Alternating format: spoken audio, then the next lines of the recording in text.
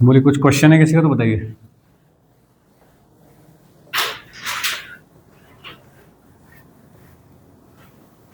नहीं तो next topic लिखिए, work energy theorem. Potential energy किसके लिए डिफाइन है? सिर्फ कंजर्वेटिव फोर्सेस के लिए। तो एक चीज ध्यान में रखना हमेशा, is equal to change in potential, work done by conservative force is equal to minus in change in potential energy. ऐसा पढ़ा है हमने अभी तक, ठीक है। Next is work energy theorem, ठीक है। ये भाई बहुत ही काम की चीज है पूरे फिजिक्स के लिए। Work energy theorem, fine. क्यों ज़्यादा काम की चीज़ है? क्योंकि कंजर्वेशन ऑफ एनर्जी से भी आप बहुत सारी चीज़ें करते हो, लेकिन वर्क एनर्जी थ्योरम में क्या स्पेशल बात है? कंजर्वेशन ऑफ एनर्जी की लिमिटेशन है कि वो कहाँ पे नहीं लगाई जा सकती। जहाँ पे नॉन कंजर्वेटिव फोर्सेस काम कर रहे हो वहाँ पे कंजर्वेशन ऑफ एनर्जी नहीं लगाई जा सकती, ठीक है। कंजर्वेशन ऑफ एनर्जी का क्या मतलब है? कि एनर्जी बदलती नहीं है। ये तो हुआ कि initial energy should be equal to final energy, ये तो मतलब है। लेकिन अगर फ्रिक्शन हुआ फिर तो खा जाएगा एनर्जी वो, सही है। फिर कंजर्व कहाँ रहेगी? ठीक है भाई लोग। तो इसलिए उसकी लिमिटेशन है कि वो कहाँ पे नहीं लगाई जा सकती। वर्क एनर्जी थ्योरम में कोई लिमिटेशन नहीं है, फ्रिक्शन विक्शन कुछ भी हो सब जगह लगेगी, सही है। तो ये उससे भी ब्रॉड है और, ठीक है। चलिए वर्क एनर्जी थ्योरम स्टेटमेंट लिखिए।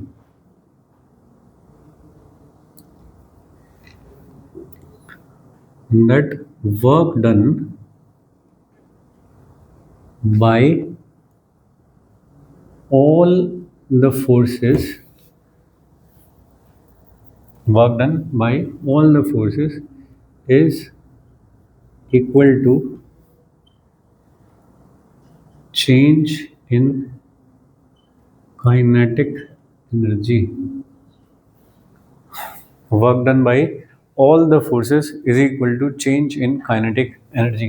ये जो all the forces लिखा है ये इंपॉर्टेंट फ्रेज है इसमें। Work done by all the forces में कौन कौन आ जाएंगे बताइए?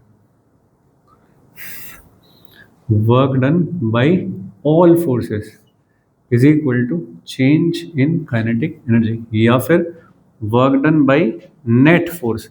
भाई सारे फोर्स का सम ही तो करोगे, और सम कैसा करोगे? वेक्टर सम करोगे, तो नेट फोर्स भी कह सकता हूँ उसको, ठीक है। ऑल फोर्सेस में क्या क्या आ जाएगा बताइए? क्या इसमें सिर्फ कंजर्वेटिव आएंगे या इसमें नॉन कंजर्वेटिव भी आएंगे? ठीक है, कांटेक्ट आएंगे या नॉन कांटेक्ट आएंगे? ठीक है जी। और सूडो आएगा इसमें? हाँ, सब आएंगे, सब फोर्स,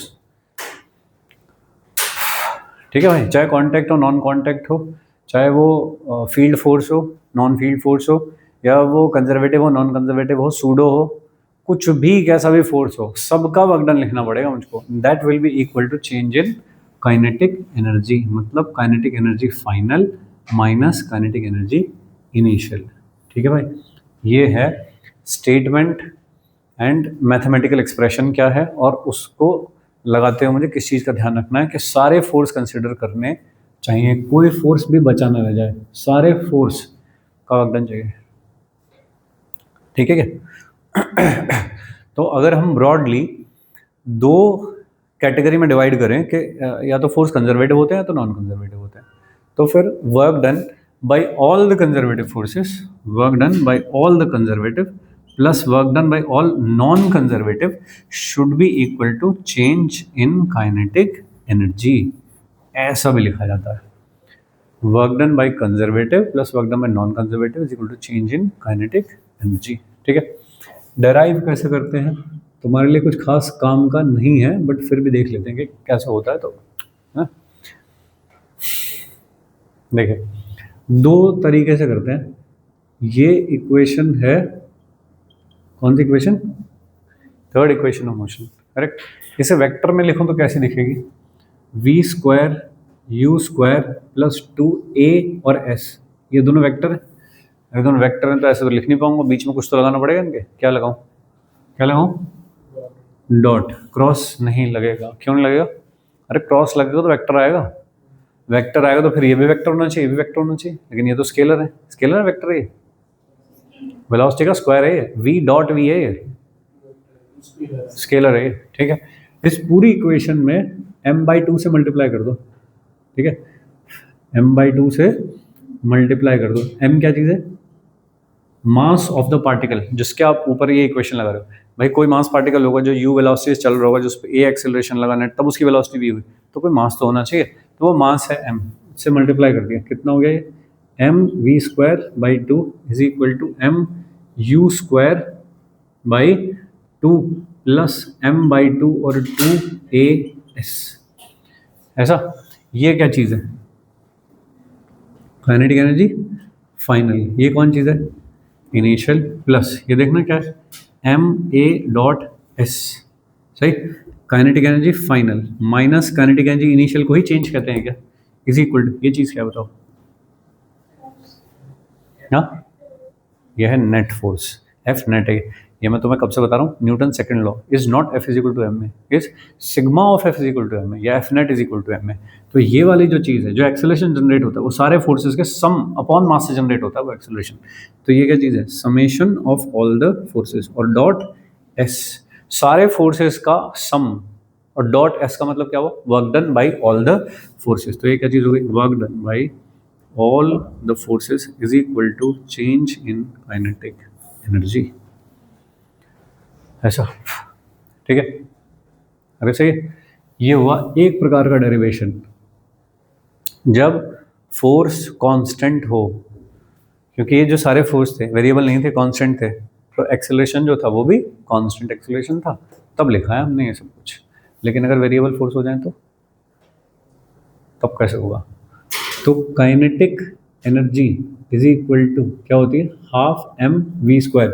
अब फोर्स वेरिएबल है या फिर कांस्टेंट है, वेलोसिटी तो वेरी करेगी, फिर तो v बदलेगा। तो अगर v टाइम के साथ बदल रहा है तो क्यों ना मैं इस पर एक बार डिफरेंशिएट कर दूं ऐसे, हाफ ऑफ m होते को क्या लिख दूं भाई? 2v और dv/dt। ये देखना क्या हो गया, mv और dv/dt, ऐसा इज इक्वल टू, ये कौन है? Rate of change of kinetic energy. सही है, ओके। इसको क्या करें, m, इस चीज़ को क्या लिख सकते हैं? a फॉर एक्सेलरेशन, इसको क्या लिखूं? ds/dt लिख लूँगे, is equal to upon dt। Change of variable, dt हटा दो, s में करो काम। तो ये ma, ये कौन होता है? Summation of all the forces, और dot s integrate both the sides. तो ये क्या हुआ? Integration f net dot ds is equal to change in kinetic energy. मतलब कुछ तो इनिशियल से फाइनल लिखोगे ना, ऐसे करके। तो ये क्या हो जाएगी? Final minus initial, change in kinetic energy should be equal to integration f net dot ds। ठीक है जी, ये वाली चीज़ क्या है? Work done by the variable force, net variable force. तो ठीक है, तब भी तो बात सेम ही आ रही है, तो लिख तो वही रहा ultimately, work done by all the forces should be equal to change in kinetic energy. तो ये हुए दो प्रकार के डेरिवेशन। ठीक है, हमें कुछ नहीं करना इनसे, हमको बस वो इक्वेशन पता होनी चाहिए कि उसमें सारे फोर्स लेने हैं, ऐसा। ठीक है दोस्त, चलिए बिल्कुल आसान छोटा सवाल। यहाँ पे है एक मास, फाइन, और ये है 37 डिग्री, हाइट ये वाली है 3 मीटर, ऐसा लिया, 3 क्यों लूँगा, 6 मीटर ऐसी ले ली सपोज। तो यहाँ पे फ्रिक्शन भी है इस वाले सरफेस पे, इस जगह पे फ्रिक्शन की वैल्यू है 0.2 फ्रिक्शन कोफिशिएंट, करेक्ट। ये ब्लॉक को वहाँ से रिलीज कर दिया मैंने, तो block released from top of ways. ठीक है जी, तो find its velocity when just before touching the ground, है ना, व्हेन रीच एट द, ये वाला डाउन मोस्ट पॉइंट, ठीक है ना। Velocity of, find its velocity just reaching the ground.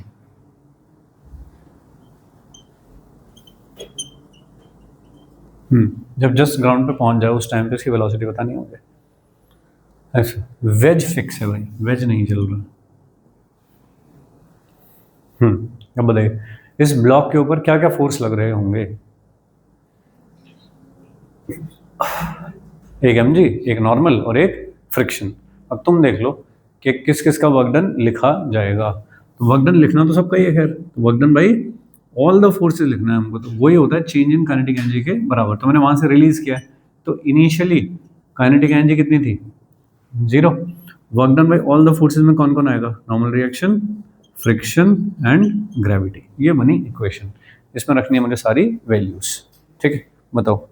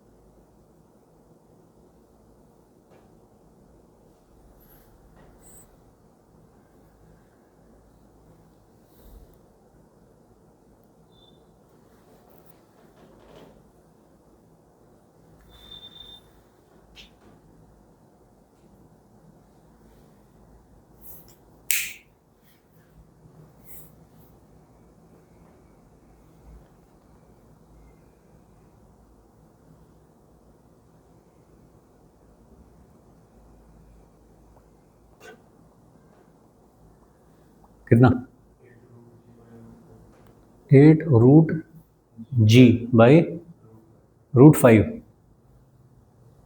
जी को 10 ले लूँ तो मतलब 8√2, ऐसा।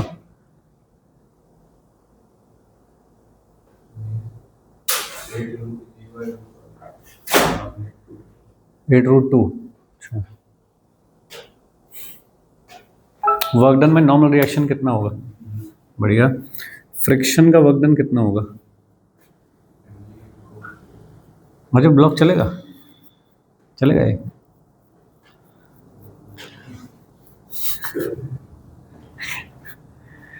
पहले तो ये चेक करना चाहिए कि चलेगा कि नहीं चलेगा। कैसे चेक करते हैं, एंगल ऑफ रिपोज से, है ना। न्यू अगर tan थीटा से ज़्यादा हो जाए तो फिर नहीं चलेगा, और अगर म्यू tan थीटा से कम है तो चलेगा। फाइन, म्यू की वैल्यू कितनी है 0.2 और tan थीटा कितना है, tan 37 बोले तो 3/4.75, तो ज़्यादा ही है, तो चलेगा ब्लॉक। तो ठीक है, एंगल ऑफ रिपोज याद है कुछ ऐसा कि कितना एंगल पे ब्लॉक स्लाइड करना शुरू कर देगा, तो tan थीटा ज़्यादा हो रहा है उससे। ठीक बात है। फ्रिक्शन का वर्क डन कैसे लिखूँ, तो फ्रिक्शन कितना होगा यहाँ पे, म्यू mg cos 37, और डिस्प्लेसमेंट यहाँ से लेके यहाँ तक पहुँचने का वो लगेगा, कितना डिस्प्लेसमेंट है ये, 10 मीटर। 10 मीटर, और एंगल कितना है फोर्स और डिस्प्लेसमेंट के बीच का। फ्रिक्शन कहाँ लगेगा, सब जगह पे ऐसा आ रहा होगा ना ब्लॉक, तो फ्रिक्शन कहाँ लग रहा होगा, ऐसे डिस्प्लेसमेंट हो रहा है आगे की तरफ, तो cos 180 का नेगेटिव प्लस ग्रेविटी का वर्क डन कौन सा लिखोगे, कैसे लिखोगे बताओ, mg sin 37। भाई साहब इधर की तरफ कौन सा कंपोनेंट लगेगा, sin 37, और डिस्प्लेसमेंट कितना है 53, तो ये हुआ ना दोस्त। mg अगर यहाँ पे है तो ये कंपोनेंट लेगा तो cos 53 आएगा, ठीक है, चलेगा। 37 इंटू डिस्प्लेसमेंट कितना है 10, ऐसे is equal to change in kinetic energy. तो काइनेटिक एनर्जी कौन है, half M V square minus 0। सही है क्या? एम तो कैंसिल हो रहा है सब में से, इसलिए दिया भी नहीं है। म्यू की वैल्यू कितनी है 0.2, जी की वैल्यू 10, और तुम कितना होते हो रे 5/4/5। अच्छा, और 10 प्लस ये कितना 10, और तुम हो 3/5 और 10 is equal to V square upon 2।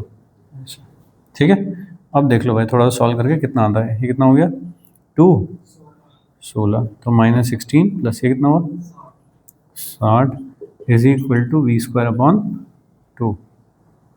सही, कितना आ गया 44, तो 88, और इसका अंडर रूट भी करना है मुझको ऐसा। ठीक है, तो ये कितना आ गया v is equal to 11 into 2√11 22, 22 चलो, इतने मीटर पर सेकेंड ऐसा आ गया कुछ। ठीक है क्या, ऐसे। तो तुमने क्या किया इसमें, सिंपल इक्वेशन लिखी है बस। और क्योंकि मुझको क्या पूछा था, वह वेलोसिटी, लेकिन टाइम पूछा होता तो कि यहाँ से लेके यहाँ तक गिरने में कितना टाइम लगेगा। तो वर्क एनर्जी थ्योरम में टाइम आता है क्या, कहीं पे टाइम की बात हुई अभी तक नहीं, तो इसका मतलब इससे टाइम नहीं निकाला जा सकता। ठीक है जी, इससे टाइम नहीं निकाला जा सकता, ये हुई इसकी एक लिमिटेशन कि क्या नहीं दे सकता करके। राइट, तो लिमिटेशन लिखोगे भाई, कहाँ पे काम नहीं आएगी। ठीक है जी, number 1, no information of time. तो अगर कोई तुम्हें टाइम निकालने के लिए बोले फिर क्या करोगे, बताइए। टाइम किस में आता है, टाइम तो 3 इक्वेशन ऑफ मोशन होती है उनमें आता है, v is equal to U plus A T या S is equal to U T half A T square, उसमें आता है टाइम, वहां से निकलेगा टाइम। या फिर acceleration is equal to D V by D T, integrate करोगे तब टाइम आएगा। तो ठीक है, या D S upon D T, उससे करके टाइम आएगा। तो अगर कहीं टाइम पूछ लिया तो फिर अप्रोच ये वाले नहीं लगा सकते, उसके बाद अप्रोच कौन सी लगेगी, लॉज ऑफ मोशन, काइनेमेटिक्स, उधर की अप्रोच लगेगी। लेकिन अगर किसी ने वेलोसिटी पूछी है, डिस्प्लेसमेंट पूछा है, फिर तब इससे कर सकता हूँ। टाइम पूछ लिया तो नहीं कर सकता इससे, तो एक तो इसमें टाइम की इंफॉर्मेशन लॉस्ट हो गई है। दूसरा, ये वाली इक्वेशन देखो, ये इसमें वेक्टर क्वांटिटीज थी, इसका मतलब इसमें डायरेक्शन थी। सही, इधर देख लो, काइनेटिक एनर्जी में डायरेक्शन है नहीं, वर्क डन में है नहीं, तो direction information has been lost. ठीक है, अभी मुझे कोई डायरेक्शन पूछे तो नहीं बता पाऊंगा मैं। वेलोसिटी तो ठीक है कि ये है, किधर है, तो मैं आंखों से देख के बता पा रहा हूँ कि जब ब्लॉक यहाँ पहुंचेगा इधर की तरफ ही होनी चाहिए, फिर तो तब तो ठीक बात है। बाकी फॉर्मूले से नहीं पता लग रहा, इक्वेशन से नहीं पता लग रही है ये बात के कहाँ पे। ठीक है ना, क्योंकि आई जे के में तो कुछ आएगा ही नहीं। तो एक क्या हो गया इसमें, डायरेक्शन इंफॉर्मेशन लॉस्ट हो गई है। ठीक है जी, डायरेक्शन इंफॉर्मेशन खत्म हो गई है और टाइम के बारे में कोई इंफॉर्मेशन नहीं है। तो ये दो चीजें इसमें नहीं बताई जा सकती।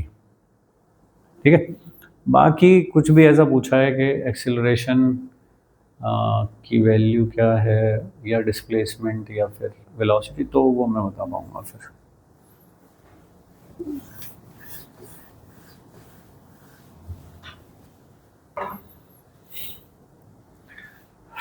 ठीक है, नेट फोर्स लिख लो, नेट फोर्स से डिवाइड कर दो मास से, तो एक्सीलरेशन आ जाएगा कितना होना चाहिए। ठीक है ना, वेलोसिटी तो निकाल ली है ऐसे करके, डिस्प्लेसमेंट वर्क डन के अंदर बैठा हुआ होगा, तो वो सब चीज़ें कर सकता हूँ। ओके, दूसरा सवाल देखो, ये देखिए, यहाँ से एक प्रोजेक्टाइल फेंका थीटा एंगल पे, ऐसे जाके गिरा होगा, वेलोसिटी निकालनी टॉप पहुँच, या मैक्सिमम हाइट निकालनी, मान लीजिए maximum height attend bye projectile.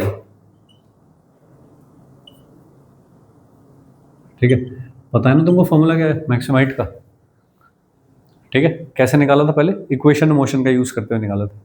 अब वर्क एनर्जी थ्योरम से करना है ये काम, मैक्सिमम हाइट निकालनी है वर्क एनर्जी थ्योरम से। निकालो, थीटा एंगल पे यू स्पीड से एक प्रोजेक्टाइल को फायर किया है, तो कुछ ना कुछ मास भी रहा होगा प्रोजेक्टाइल का, ठीक है नहीं, एम मास का प्रोजेक्टाइल है सपोज, तो मैक्सिमम हाइट कितनी अटेंड होगी ऐसा निकालना है।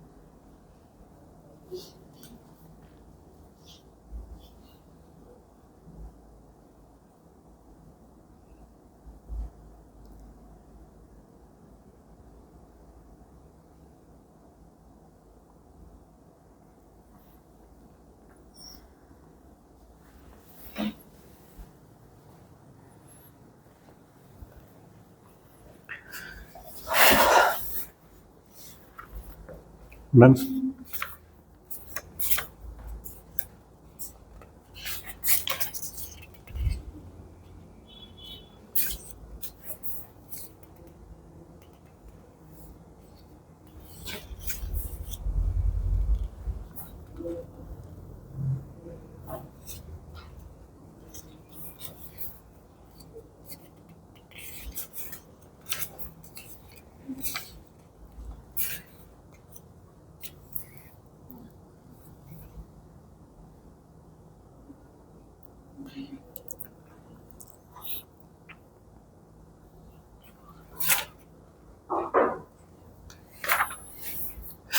मेजर पोर्शन हमने इस चैप्टर का ख़त्म कर लिया, आगे जो बचा है वो लगभग 20% है बस, ठीक है। पावर, वर्टिकल सर्कुलर मोशन या स्टेबिलिटी, बस ऐसे छोटे टॉपिक। वर्टिकल सर्कुलर मोशन थोड़ा सा काम करने का, बाकी आसान काम है, ठीक है।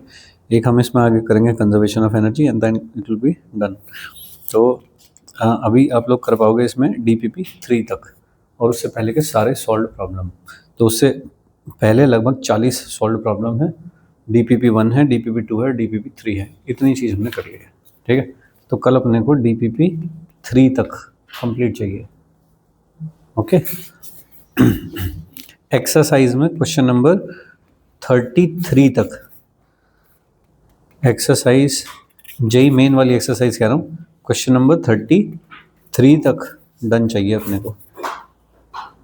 जेई एडवांस वाले जो प्रॉब्लम्स हैं वो आप लोग देखते रहो कि कहाँ तक तुम्हें ठीक लगता है, वहाँ तक अपने आप करते रहो उनको, ठीक है। मेंस वाली एक्सरसाइज के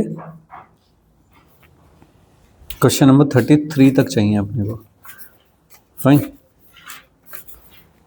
और फिर हैं ये numerical value based JEE mains, ठीक है। चलो कोई नहीं, बाद में देखेंगे इनको। और प्रीवियस ईयर क्वेश्चन जो आए हुए हैं वो हम अभी नहीं करेंगे, पहले हम ये 2-3 टॉपिक कर लें, उसके बाद हम इन्हें करना शुरू करेंगे। तो अभी अपना टारगेट क्या हुआ, DPP 3 तक, अप टू DPP 3, ऐसा वहाँ तक के सारे सॉल्व प्रॉब्लम्स पीछे के, प्लस DPP 1, 2 एंड 3। और जेई मेंस वाली जो एक्सरसाइज है उसके क्वेश्चन नंबर 1 से लेकर के क्वेश्चन नंबर 33, इतना तो करना ही करना है। बाकी आपकी इच्छाएं हैं, आप कुछ और करना चाहते हो कि मैं तो प्रीवियस से देखना चाहता हूँ थोड़े से, वो करने कर लो, जे एडवांस वाले देखने वो कर लो, बट पहले मुझको ये वाली चीज़ चाहिए पहले, ठीक है भाई लोग। ये हुए लगभग 40, जिन्होंने कल कर लिए थे पीछे के, उनके लिए तो कुछ ज़्यादा ऐड नहीं हुआ, उनके लिए ऐड हुए मुश्किल से 30 सवाल, ठीक है। जिन्होंने पीछे का नहीं करा है उनके लिए पीछे का वो सब कुछ प्लस 30 क्वेश्चंस। और ये डेली प्रैक्टिस करनी है कि भाई डेली कम से कम 100 सवाल तीनों सब्जेक्ट में मिला के होने चाहिए, 100, ठीक है।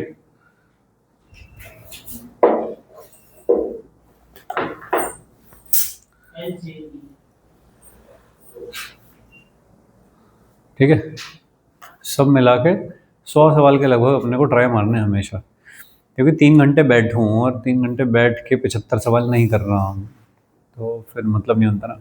डेली के अगर तुम इतने क्वेश्चन कर रहे हो, तुम सेफ हो, तुम्हें मेंस में बढ़िया रैंक आ जाएगी आराम से, और वो बिल्कुल भी टफ नहीं है, बट प्रैक्टिस होनी चाहिए स्पीड के साथ। ठीक है, आसान चैप्टर है, बैठोगे हो जाएंगे। कल जैसे कुछ लोग बैठे थे, ठीक है, हुए ना 1 घंटे में 25 सवाल करें, तुमने करें खुद, तो है भाई, इतना आराम से हो जाता है। ठीक है दोस्तों, ऐसा। चलिए, ये हो गया, ये हो गया। देखिए, ये एक पॉइंट है। एक मुझे मैक्सिमम हाइट पूछी, तो मैक्सिमम हाइट कहाँ होती है? यहाँ पे होती है। तो क्या ये फाइनल हो गया और ये इनिशियल हो गया जहाँ से चला था? ठीक है, 2 पॉइंट के बीच में लगती है work energy theorem. Work done by all the forces, कौन से फोर्स लग रहे हैं इस पार्टिकल के ऊपर? बस ग्रेविटी लग रही है। तो work done by all the forces should be equal to change in kinetic energy. Change in kinetic energy का मतलब kinetic energy final minus kinetic energy initial. इस वाले पॉइंट पे जो वेलोसिटी होती है वो क्या बचती है? Cos theta. तो क्या हो जाएगा? Half of M U cos theta का स्क्वायर फाइनल माइनस इनिशियल कितनी थी velocity? Half of M U square final minus initial is equal to work done by कौन है? ग्रेविटी। ग्रेविटी सब जगह पे कहाँ लग रही है? ऐसे नीचे, और डिस्प्लेसमेंट कहाँ हो रहा है? ऊपर। तो वर्क डन बाई ग्रेविटी कैसे होना चाहिए? हमको वर्क डन कैसे लिखना होता है? फोर्स इनटू फोर्स की डायरेक्शन में डिस्प्लेसमेंट। फोर्स हमेशा कहाँ है? ऐसे, और डिस्प्लेसमेंट कहाँ है? ऐसे, वर्टिकल में है दोनों। तो वर्टिकल में जो डिस्प्लेसमेंट है, क्या वही मैक्सिमम हाइट है? यस। तो हो गया एम जी और साथ में H with a negative sign, क्योंकि वर्क डन होगा नेगेटिव। सही है, एम कैंसिल हो जाएगा सब जगह से, तो क्या बचा? G H is equal to U square cos square theta upon 2 minus U square upon 2। अरे सही है क्या? इसमें से एक माइनस को इधर से फिट कर दो है इसमें, तो यू स्क्वायर अपॉन 2, साथ में कौन बचा? 1 minus cos square theta is equal to G H. H कितना हो गया? तो यू स्क्वायर, ये कौन हुआ? Sine square theta upon 2 G. लो भाई, ऐसा। ठीक है, तो आपने मैक्सिमम हाइट निकाली, और किससे निकाल डाली है? वर्क एनर्जी थ्योरम से। देखो, आसान काम। ठीक है, क्योंकि टाइम की कोई इन्फॉर्मेशन नहीं पूछा। अभी मुझको कोई पूछने लगे टाइम बता दो वहाँ तक पहुँचने का, तो ये मैं नहीं कर पाऊँगा फिर। चलो, हाँ हाँ, तो मैं नहीं कर पाऊँगा फिर ऐसे। ठीक है भाई, हाँ, टाइम की कोई इन्फॉर्मेशन नहीं आती भाई इसमें। गेम समझ गए? चलेगा, टाइम हो गया क्या? चलो, 1-2 सवाल और करने हैं अपने को। मैं लिख देता हूँ, तुम लोग खुद ट्राई करना, नहीं तो कल कंटिन्यू करेंगे उसे। एक तो तुमको निकालना है, देखिए, ऐसे एक स्प्रिंग था, अपनी नेचुरल पोजीशन में है, कोई एक्सटेंशन नहीं है इसमें, नेचुरल लेंथ में। यहाँ पे एक ब्लॉक लटका हुआ था एम मास का, और इसके नीचे मैंने एक सपोर्ट लगा रखी थी ऐसे, यहाँ पे ये वाली चीज़ है सपोर्ट। सही है, और मैंने सपोर्ट हटा लिया अचानक से। ठीक है जी, सडनली सपोर्ट इज रिमूव्ड। तो फाइंड मैक्सिमम एक्सटेंशन